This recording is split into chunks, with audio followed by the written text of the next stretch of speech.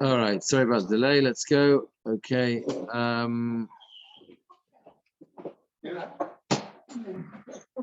Right. Okay, so let's remind ourselves where we are up to. Somewhere in Basra. How much we remember? Okay. Yeah. By my count, we should be able to get 3 shirim in for Pesach. This week, next week, the week after. I think the week of Pesach will probably be. there might be a rebellion if we schedule one. Sure, everyone's desperate for a shir that week, but I'm not sure. I'll get hate mail. Yeah, I'll get hate mail. Yeah, okay.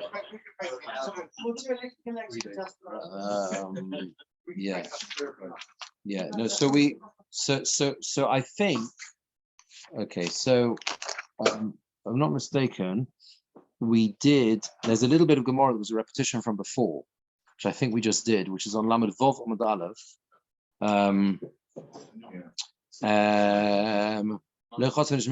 Delay. I think we're up to the second Omar Rabbi Yehuda. Do people agree with that? We did the first one, which is we explained above about taking the side and the thing and whatever, because the person wouldn't have the chutzpah. So Lamed Vov Amud Aleph. So it's 1, 2, 3, 4, 5, 6, 7, 8, 9, 10, 11 lines down. 11 lines down is Omar Rav Yehuda. Omar Rav Yehuda. Yes, these are all dinim in Chazaka, sort of short dinim in Chazaka. Rav Yehuda says, "Haiman da achzik miguda da arudi ulabar lo havi Chazaka." If you, the concept of Chazaka, as we know, is if you create a Chazaka from in a way that is not a normal use of the field, not a normal use of the property, yeah, that is not a chazaka. That is not a chazaka. And the example here that he brings is the Rabbi Yehuda brings is where you have the there are certain the edges of the fields where animals come and eat the seeds. So what they used to do is they used to border up that with little wall with walls or whatever, and they would leave a little bit of land. There's a bit of land on the outside of those walls. The walls are to protect the field from wild animals, and there's a little bit of land on the other side of the wall. Okay, and the that little bit of crops that grow outside the wall. Okay, you're going to lose that to wild animals, but that's not the end of the world. If you're going to try and make a chazaka, establish chazaka by working that little strip of land that's outside the fence, that's not great chazaka. Yeah, exactly. Yeah. In other words, basically the idea is that exactly. You build the field. Exactly, that's exactly the point. There's a little bit of land outside, and there might be some crops growing on there. So that's a great idea. I'm going to do chazaka, then no one's going to notice me. That's exactly the point, right? That's not chazaka. The whole point is you've got to do it in a way that people would notice you, and therefore you can say, "Oh, why didn't you object?" Must be that I indeed do own the land, right? So it has to be in a normal way. Okay. So it's interesting because there's another explanation here. The Sma. That's the Rashbam's explanation. We'll see that in a second. We'll see that. Actually, let's do the Rashbam. I'll tell you the Sma. Look at the Rashbam. Rashbam is the first long Rashbam. It's not that long, but the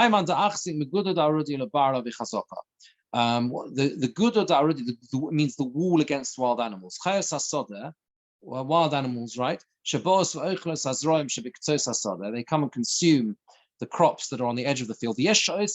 Some make walls, V'godrin hasoda, and they fence up the field,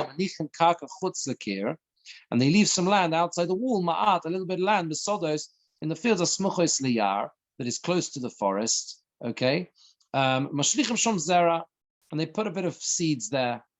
Maybe that's helpful. Maybe the animals know they're going to get something, so they're going to be less sort of pacify the animals. So whatever grows, the animals come and eat it. Okay, now they don't come into the field because they're happy. If a person comes and tries to establish chazaka, right, in that land, that bit of land that's outside the wall, ain't a chazaka. It's not a chazaka, even though it's part of the field. It's part of his land. Because the owner can say, since everything that's sown in that land, wild animals eat it, yeah, he doesn't bother to object. Right?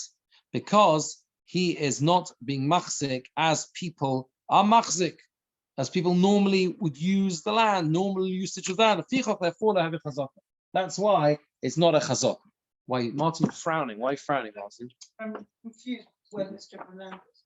So is it a case where I own a field where I've got plantations in that field? Right. I've got a wall around that field. Yeah. Is this strip of land on my plantation side, or is it on the other side? The other side. It's on the other side of the wall. So it's where the wild animals. Yeah. And you think that's a great idea because, because that's a great idea because if I use it there, if I use it there, no one's gonna notice me. And the problem is that is exactly why it's not good. It's not a good chazaka, right? Yeah, it's got to be noticeable. Other people have to be able to notice it. Yeah, exactly. I just want to see the words here.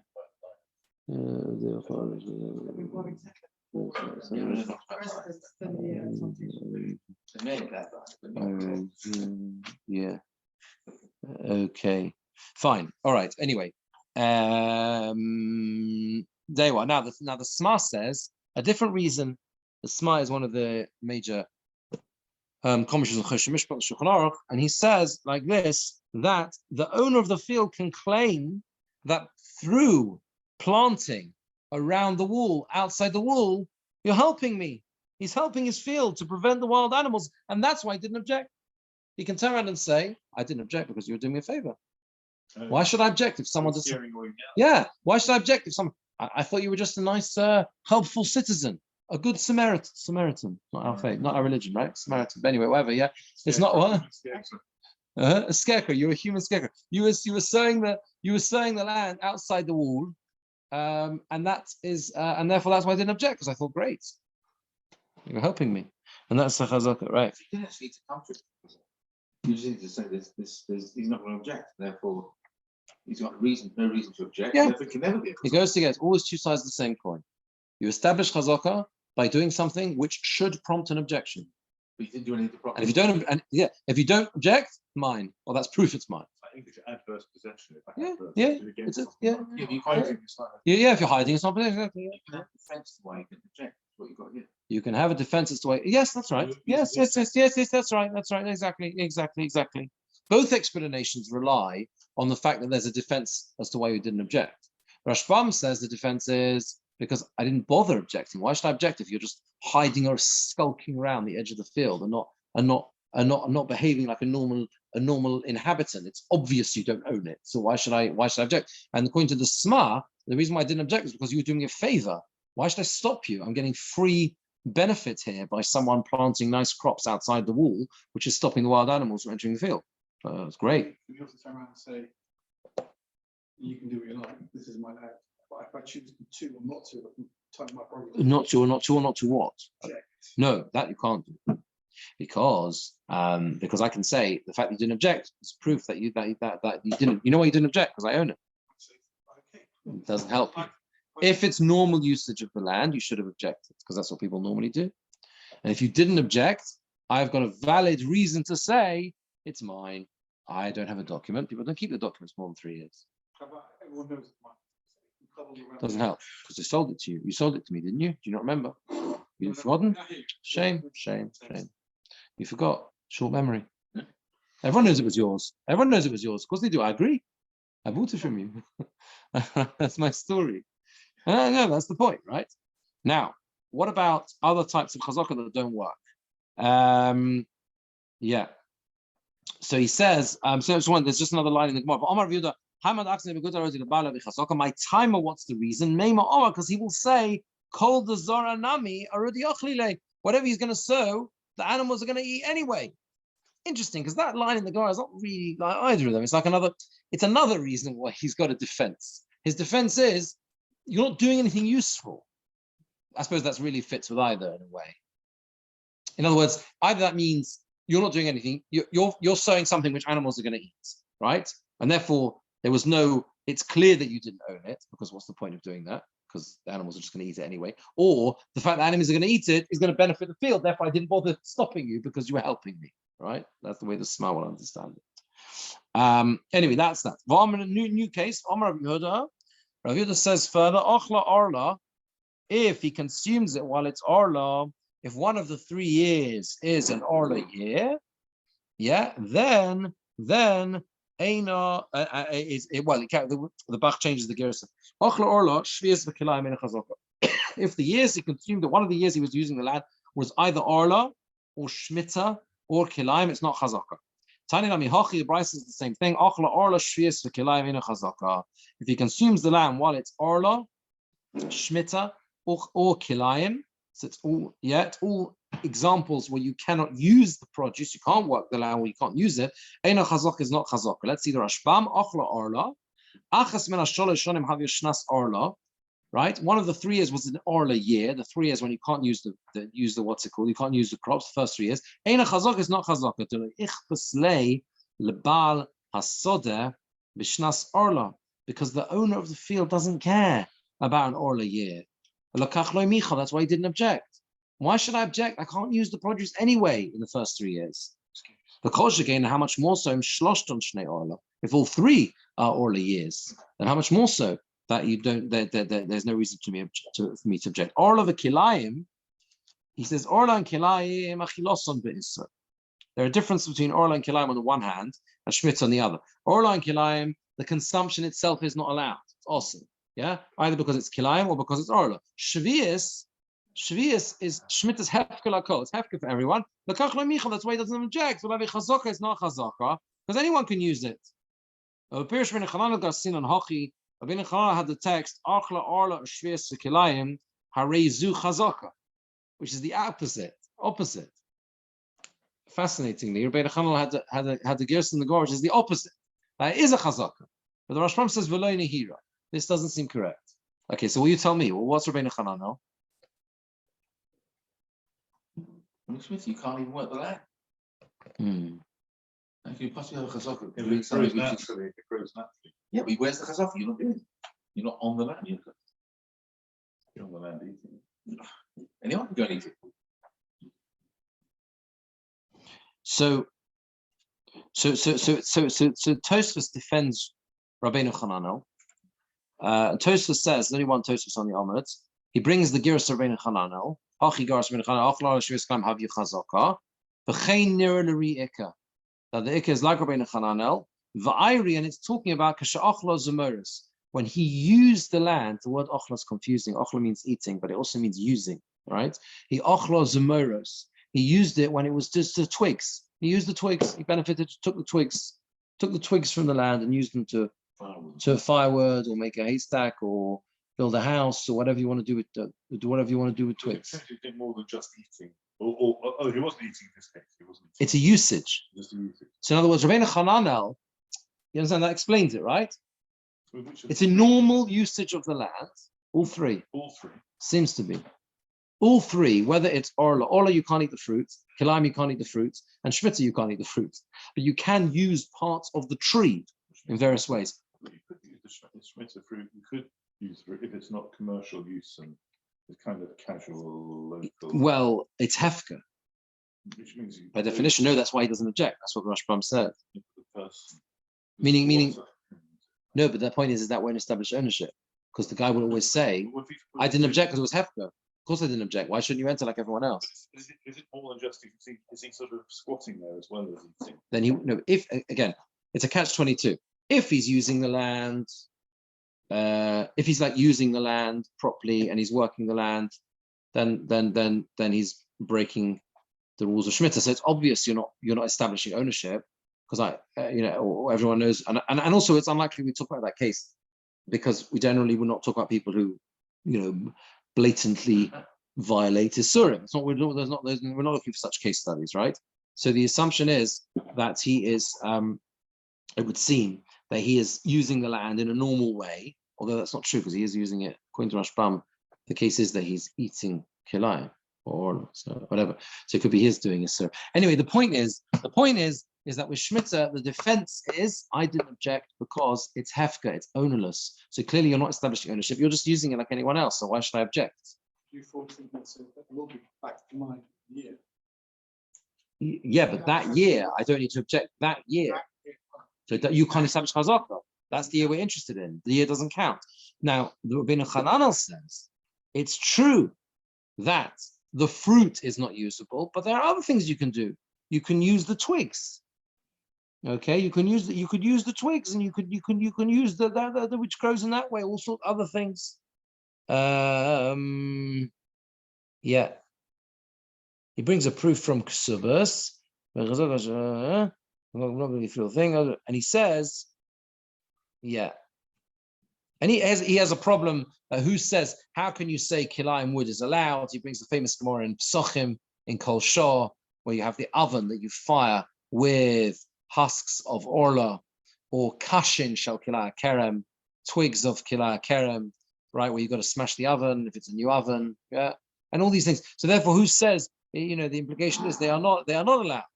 Okay, and it's where they were. That was where you sowed them originally. The seeds were sown with the plantings of the vineyards, so they grew be'issa. Here it's talking about they were already grown before he sowed the kilayim. Okay, and therefore they don't make the right. They only will make them also if they grew a certain amount, etc. Okay. Yeah. Okay. So in other words, basically, Rabbeinu Chananel has found a scenario, and that's how you have to explain his right. He's found a scenario where you could legitimately make use of the land, right? Even if it's orla or kilayim or shmita, or not the land, or whatever's growing on the land. For example, the wood or whatever in certain particular cases the Toras figures out, right? And that will allow you to have a chazaka. But the simple explanation is like the Rashbam. Rashbam doesn't like Rabbeinu Chananel, pshat, and says that no, it doesn't establish chazaka, right? Because all these cases, there's no reason for him to object. Okay? You can't chop the tree down because then you'd be affecting projects in the future. It's not worth it. Well, you wouldn't. Yeah, you would not chop the tree down. And also, that wouldn't be establishing ownership. That would be establishing you as a mazik, I think. I know, but you can argue ownership, and what you do with it is up to you. Oh, I see. Yeah, but twigs is the only thing you can possibly use because that's the only thing that's not. I think it's more than that. I think that again, it all comes back to the same point. You have to be normal usage. It has to be normal usage. If you do something odd or extreme or outrageous, that's not normal usage. So it doesn't establish ownership. It's not normal usage of the land. Argue that it's just a very clever way of making business. I sell twigs. That's fine. That's okay. That's what Rabbeinu Chananel says. Exactly. That's the point. Yeah, that's the point.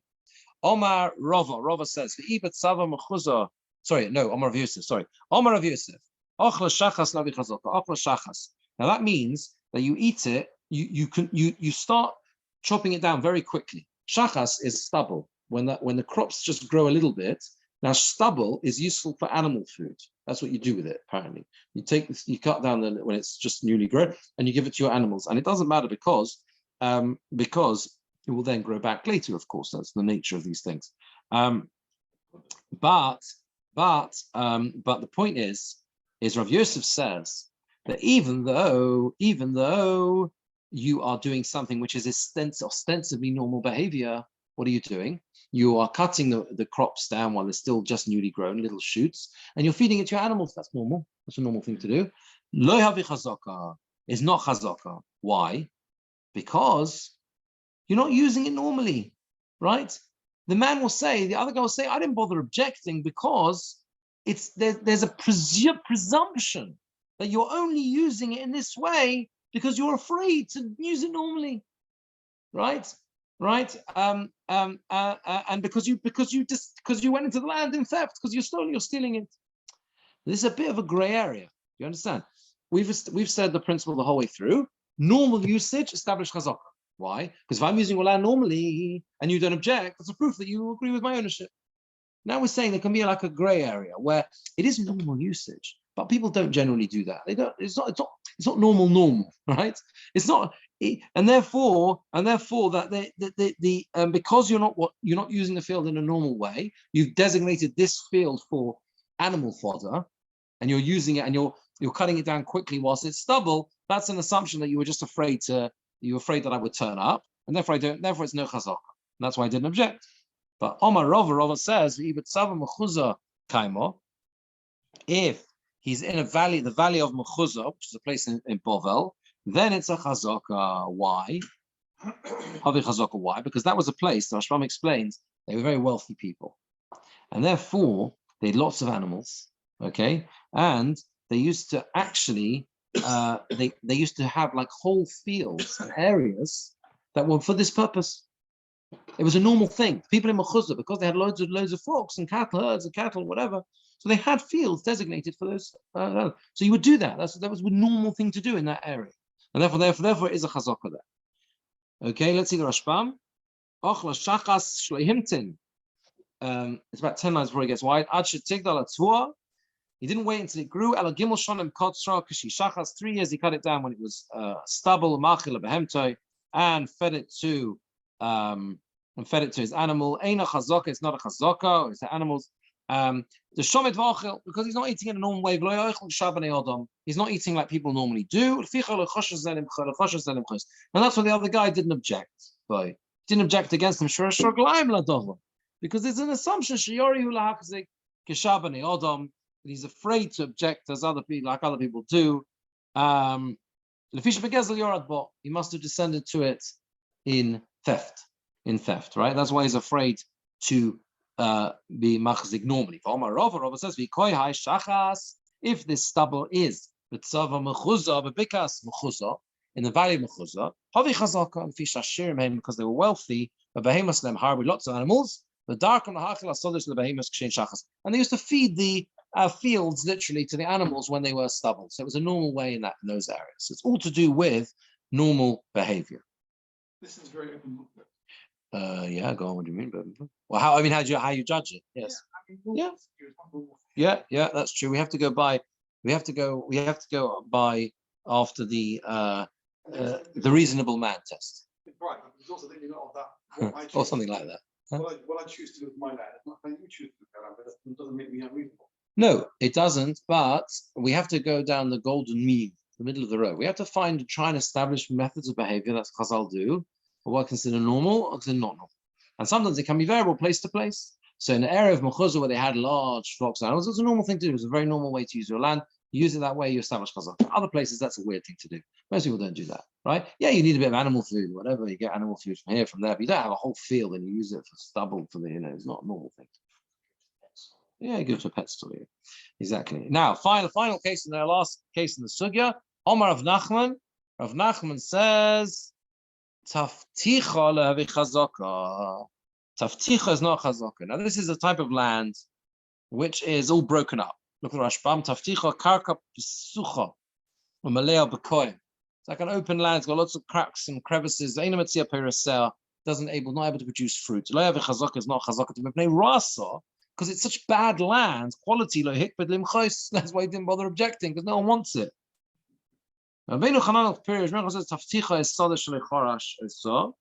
He says it's land that was not plowed. It just got absorbed by rains. The wind blew. The sun shone. When it's back on, and the land cracked. Go in Pischi Charisha. I like the plow to open the land. And he sowed the seeds in it. You go and say in a chazaka. So Rabbi Chanal says that it's got a different pshat. The first pshat in the Rashbam is that Taftich is a quality of land that's just basically no good. The land quality is rubbish, and therefore it's not chazaka because no one will bother to object. Because what's the point? It doesn't really worth very much anyway. Renachal says it's nothing to do with the land. The land is fine. It was just that you didn't use it in a normal way. It was a land that wasn't plowed.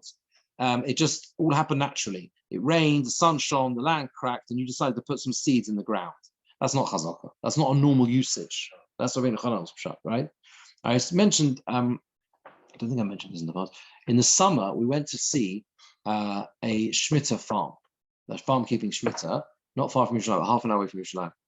One of the most fascinating things, which I hadn't realized, we got, in Israel, you do these things. So the farmer took us in one of these Jeeps that bounced, the kids loved it, bounced up and down, and he drove around the fields and showed us what the fields look like. And of course, this was the summer, right in August, yeah, when you haven't had any rain since March, April, whenever the last rain.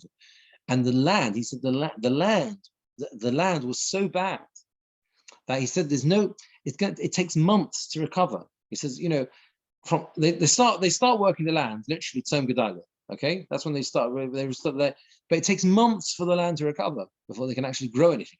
It's so brittle and hard and broken. It's very hard for farmers, because when you leave land, that's what happens to it. You can't just like us, like city boys. We think, oh, come the day after Shmita, they're out there with the plow, and then the next day they're sowing the crops. It's like a massive job and many hours of backbreaking work getting that land up to up to standard where you're even able to grow anything. This guy was growing herbs like fine and these type of things. And you can't irrigate Fascinating. at all.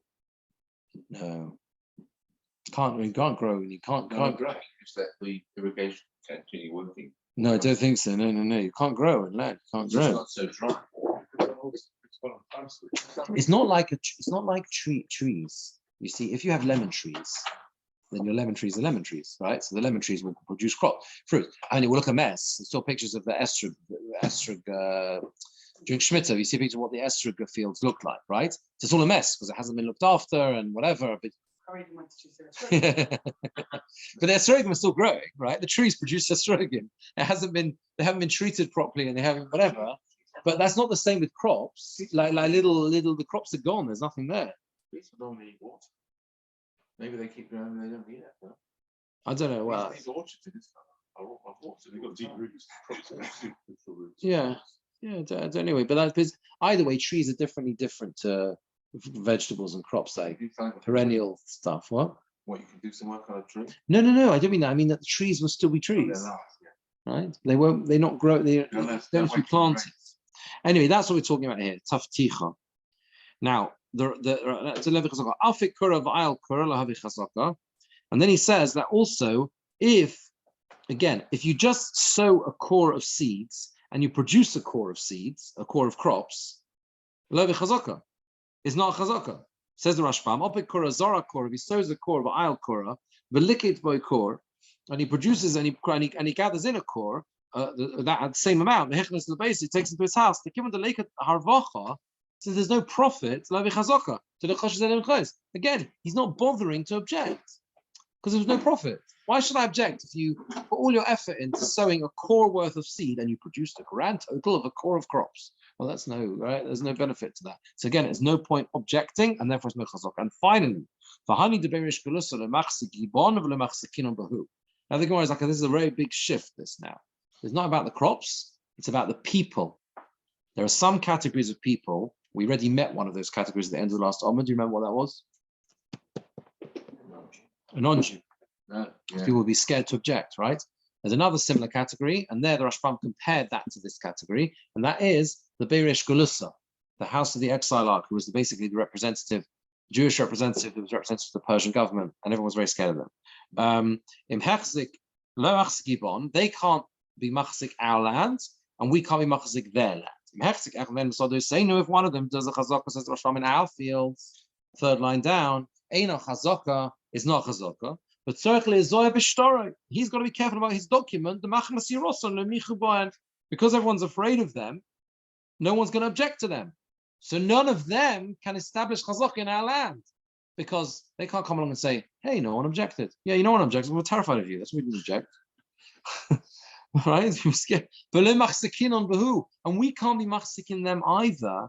Because they are wealthy people, and they've got lots of fields and houses. They allow people to live in their houses, and they're silent, and they're happy. I'm happy for squatters, they say. They'll help my land, they'll improve my land. They'll find them ready-made and all done when they're ready. Okay, and they don't bother objecting. Calls because they'll just take what they want by force whenever they want it. Sorry, these are the realities of life. Nothing changes. Right? Do you understand? So we can't establish chazaka because Chazaka is predicated on, I can prove that I own it because no one objected. But these people are laughing in our faces because they're saying, you know why we didn't object? Because why should we object? You're helping us. Thank you very much. And we'll take it back whenever we want. Yeah, and we'll take it back whenever we want. The Yesh B'Voshim, some say, the Fisha, this is more charitable, more charitable explanation.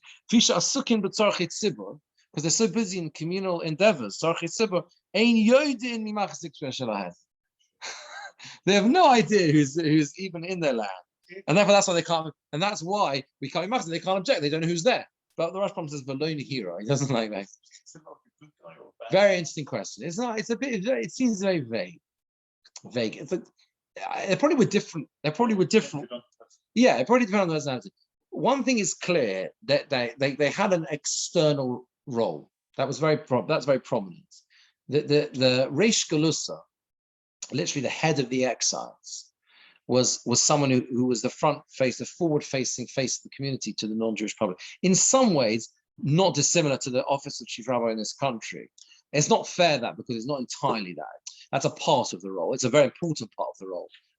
As you know, I work very closely with chief rabbi, and I see just how important that is. We don't realize how important that role is. There are two people that they come to, whether it's the police, the government, the royal, the monarchy, right? There are two people they work. There's an organization they work with, and there's a person. The organization is the board of deputies. That's the only people they know, and the chief rabbi. They don't know anyone else. They don't know. Of course, they do in some categories, and then invite lots of people to events. And I went to Downing Street, the Hanukkah. They have a Hanukkah thing like a reception that represents every part of the community. No, Tachlis, if they need to communicate with the Jewish community, on an organizational level, they talk to the board of deputies, right? And on a person level, it's the chief rabbi. So that's, in that sense, it is fulfilling that role. Very important role, living in the community. And I think the wider community, perhaps both the Frum and this one, I think do recognize it. Perhaps maybe the Mohammedists don't recognize that enough. The importance of that role. It's just so important. But I think the Reish Galusa seems to have been mainly, maybe, I don't know, only that or primarily that. You see, Rav Nachman, if I'm not mistaken, I think, had a very close connection to the Reish Galusa. He was the Chassani de Ben Asir. See, some of the Amiroim had close connections to the Reish Galusa. So that's the thing. I don't know. It depended probably who they are. We don't seem to. They're not known as Amiroim, are they? No. But it's definitely the case that the Amiroim interacted with them. We're all quite close to them in certain ways.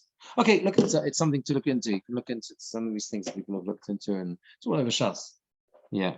But either way, we see they were tough people, and people got scared. If it was the chief rabbi now, the halach would be the same. No, for sure not. Because nowadays would say, no, I'll tell you why. No, it's obviously not, because then they were operating a little bit by the law of the jungle. No, it's not like that nowadays. You don't think so? Not. Just think if you took the chief rabbi to basically saying, "Just taking my field."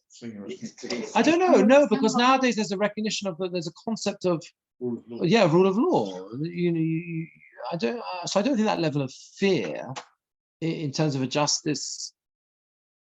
I mean, remember, this is pure. Am I being too naive? Maybe.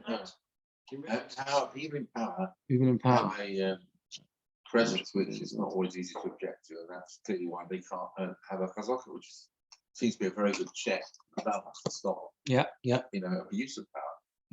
Yeah, it's true. It's so easy to just go into someone's hand. In that sense, yeah. So someone interesting, someone who's senior in the army, for example, who probably wouldn't argue with it. Why?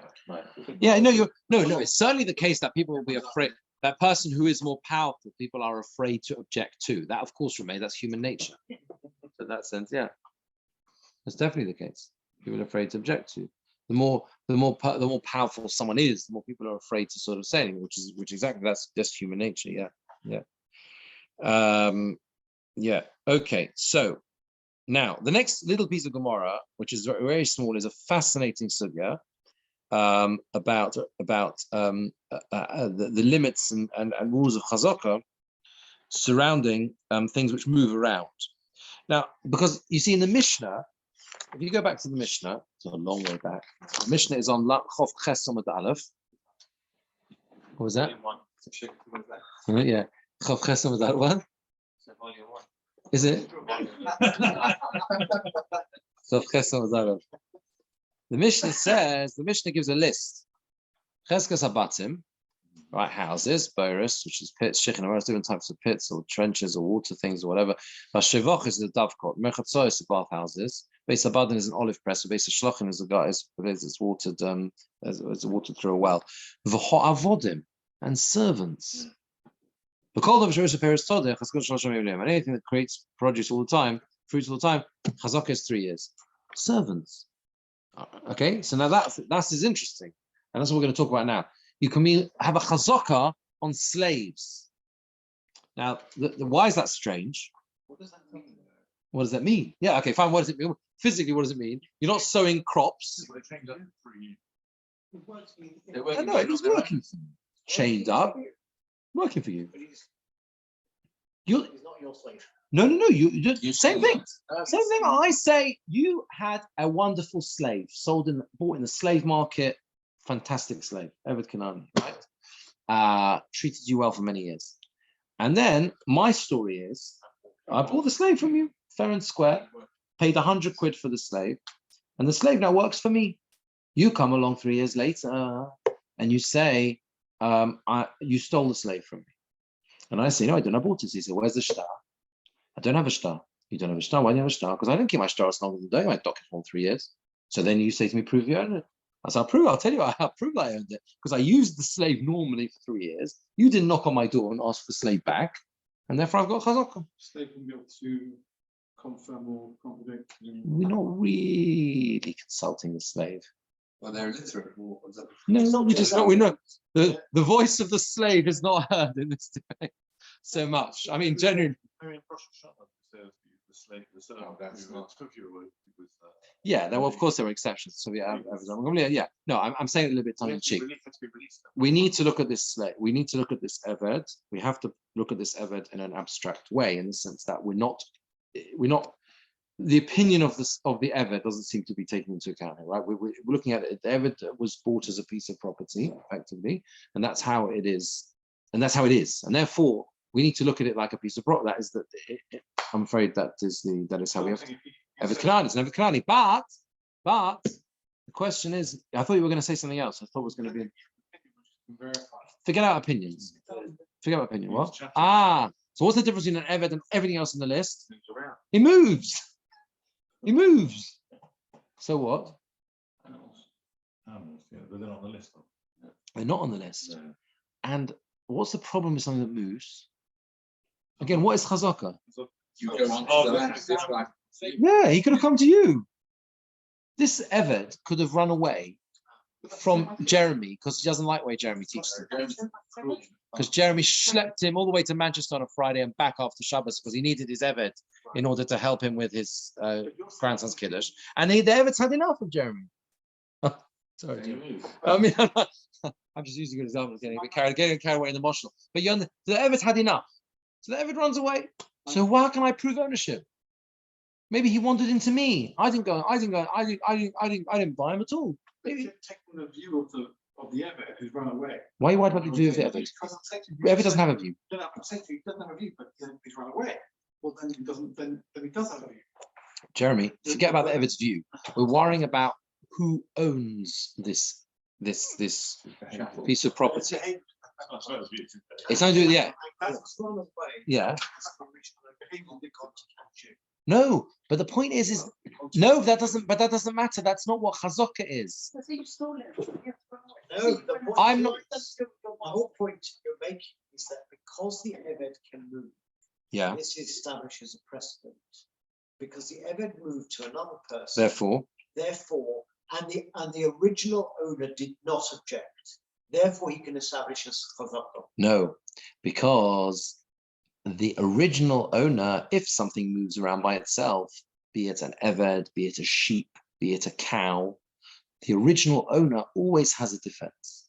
What's the defense? The defense is that this thing somehow wandered into your house on its own 2 legs. You then chained it to the wall in your cellar. Okay, you're not allowed to do that really to an Eved, I think. So I'm getting a bit carried away on the Eved's part. No, there are rules of how we know that, how you're supposed to treat your Avodim, not so Eved not saying delivery, but whatever, you still have to, and you held on to it. No one knew. That's a defense. That's a defense you have. But I didn't object at any time. Forget about objecting. The original way you took owner. I'm saying like this. I'm saying that I bought that from you fair and square, and I don't have any documents. I've got for 3 years, right? That's fine on something which is immovable. But something which is movable, you can turn around to me and say, "Who says? Maybe you didn't buy anything. Maybe nothing happened like that at all. And this Eved was always mine, and it wandered into your house, and then you just held on to it."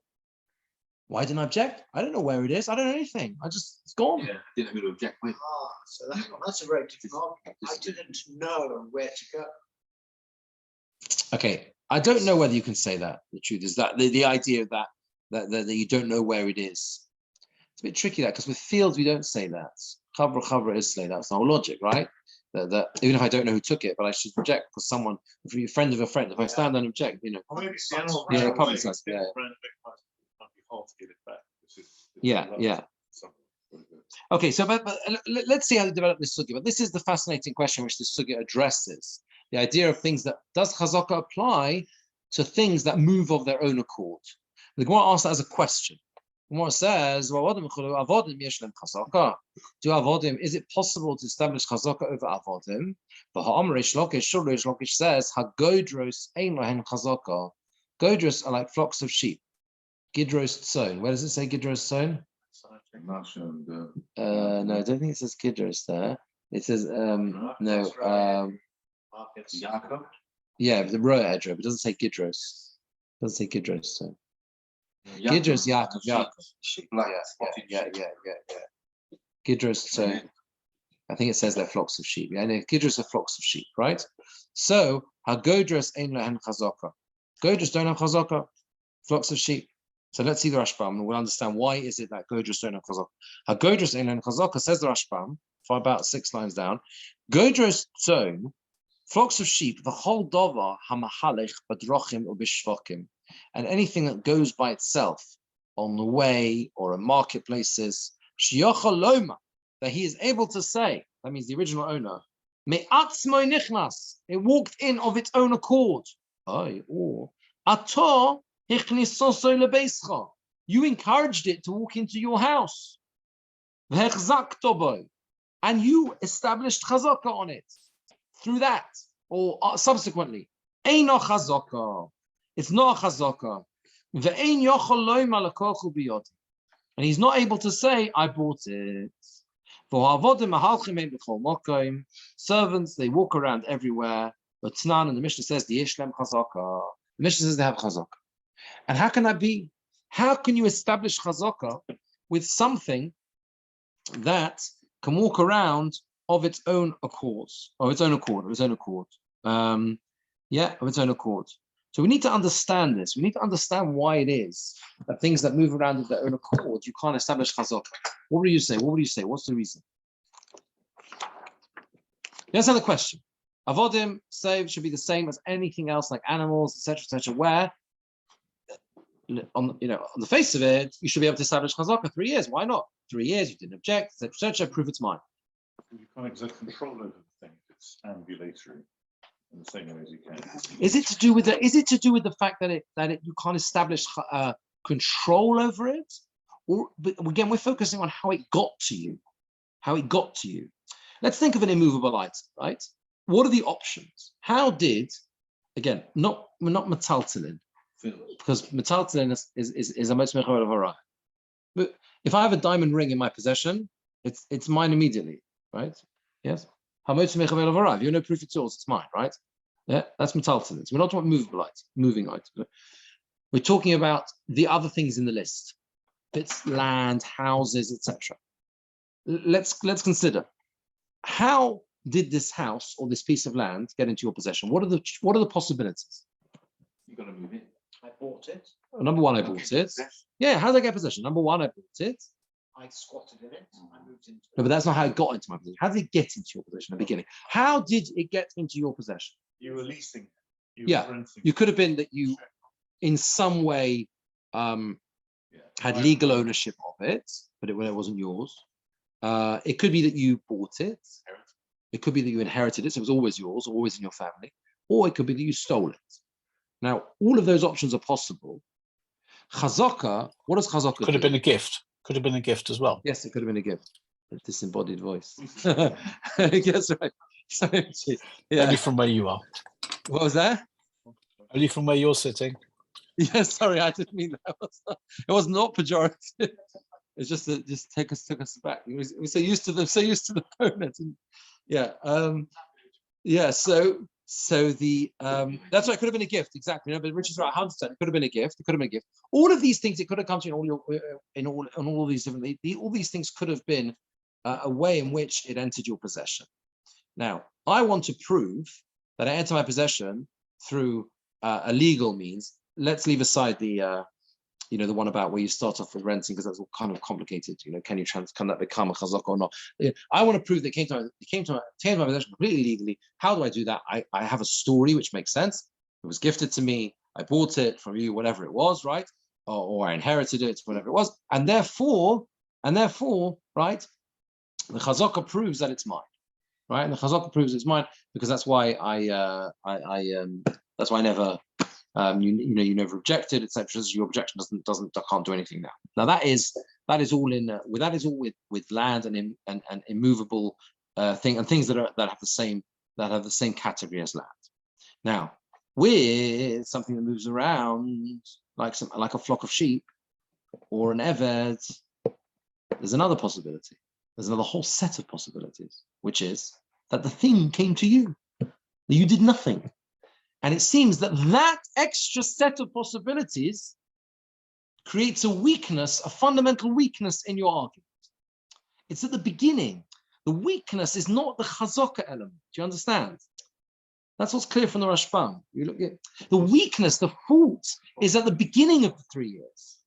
Yeah, the fact that you've entered into this equation, a whole extra set of possibilities as to how you came into possession of this thing, creates a big doubt around your story.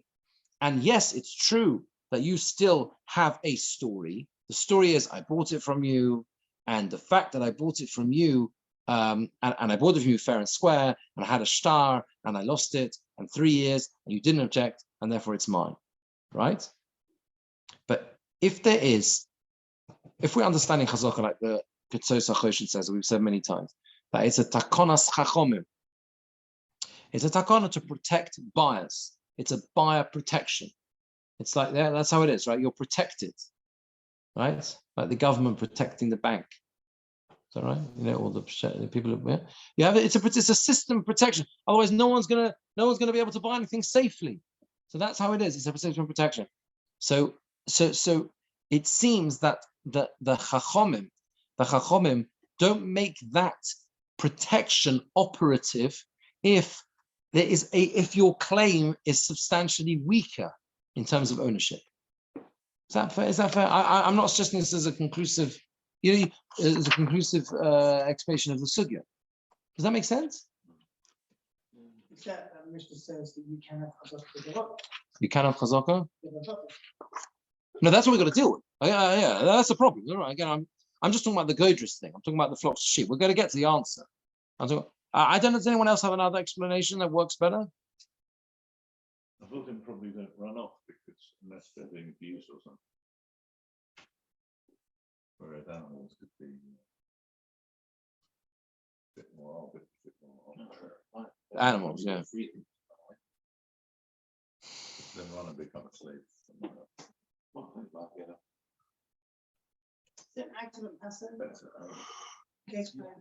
Maybe. You have to be active about somebody. Could be.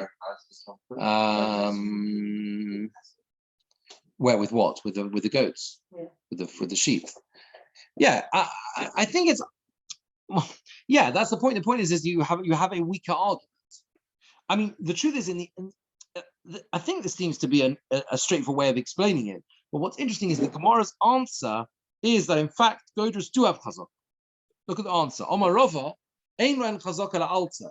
Rava says you misunderstood what we meant when we said there's no chazaka in Godrus. It just meant Eilen chazaka la'alta. You can't establish chazaka immediately. With every other metalton, all other movable items, chazaka can be established immediately. If I've got a diamond ring in my possession, it's mine, unless you prove otherwise. Right? With me? Right? Yes. But Godrus do have chazaka after 3 years, even though they move around. Let's see the Rashbam. Mashani.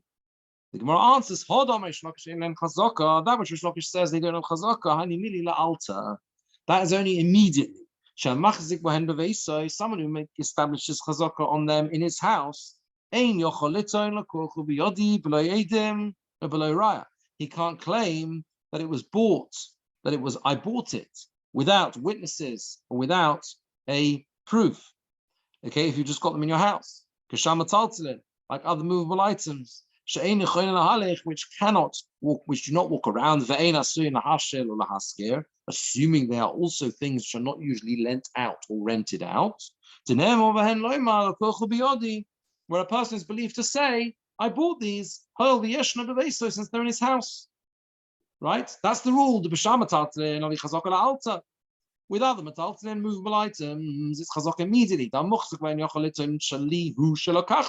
one who is machzik in them can say, the machzik can say, they're mine, I bought them. That's the rule when it comes to anything that is a regular movable item, metalton that's in my possession. I can say it's mine.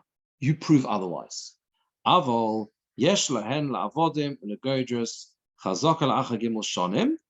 They do have chazaka of after 3 years for servants and sheep and things like that.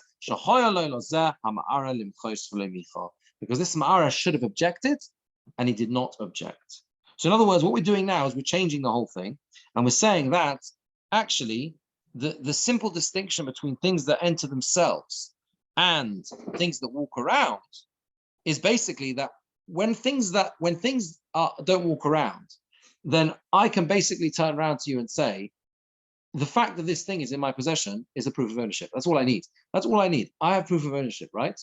Because it's in my possession. That's not the same as land, because land, it's not clear it's in your possession. What is it? It's not movable. It's there. It's fixed. It's a piece of land. Who says it's yours, right? We've got to have proof. Star, 3 years, etc., etc. If something is in my possession, it's inside my possession. It's mine. This cup, it's mine. Well, it's now, right? You understand, right? It's mine. However, if something has wandered in or could have wandered in, that's not. No, you can't say that. 3 years, why not a year? So why should there be 3 years? Because it seems that now that we're saying it's wandered in, so it's wandered in, it could have wandered in, and therefore it's not proof that you own it. But if after 3 years you didn't object, then it's a proof that you own it. Now the question is, how does that fit with the whole idea of 3 years simply being that people don't keep their documents that long? And that I think we'll have to see next time, trying to understand this more. Well, how does it fit into the, is Godrus, is the flocks of sheep and the servants the same as the other 3 years? We seem to be saying, oh, it's not arbitrary, the 3 years. 3 years we understood with land, but what has it got to do with a flock of sheep? That's your question, right? Yeah. You still need the time. You can't just. Yeah. Would seem. Yeah, it would seem. There's a COVID Shurim, I think, that deals with this, that talks about this. So we'll have to see if we can. Would the halacha be different for a metal, a movable object that you have shtaros for nowadays? So, for instance, a car, or even I don't know if you had a. Yeah. Is it the shtar that makes the difference, or is it? Does the fact having a piece of proof of title make a difference with metaltalin? No, if it's in your possession and it's a movable item, right? Look, proof of title is always a knockout blow. Again, the whole idea of 3 years chazaka is only because I don't have a shtar. Okay, fair enough. But there's the time the other way around. Then, if you had a car that you didn't have proof of title for, where you would normally expect to, then you'd have to resort back to the 3 year. Okay. But again, a car, I think a car is metaltalin, right? A car is metaltalin. Yeah. It doesn't walk in its own accord. It's metaltalin. So you've got your chazaka immediately. But we need to understand this. We need to understand why this should be that as well. Okay, we'll carry on next week. Hashem. Thank you. Okay, have a good evening.